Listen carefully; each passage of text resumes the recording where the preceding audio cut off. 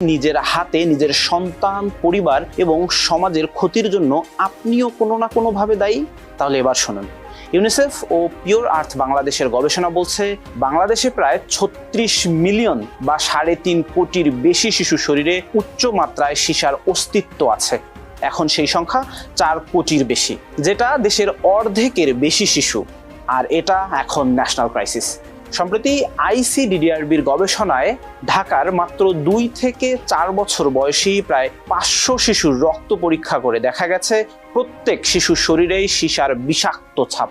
গড়ে তাদের রক্তে সীসার মাত্রা দাঁড়িয়েছে 67 মাইক্রোগ্রাম পার লিটার, যা বিশ্ব স্বাস্থ্য সংস্থার নিরাপদ সীমার দ্বিগুণেরও বেশি। আতঙ্কের বিষয় হলো, এই শিশুদের 98% সেই সীমা অতিক্রম করেছে। এতদিন আমরা ভেবেছি সীসা শুধু রঙে থাকে, কিন্তু এখন তা খাবারে, শিশুর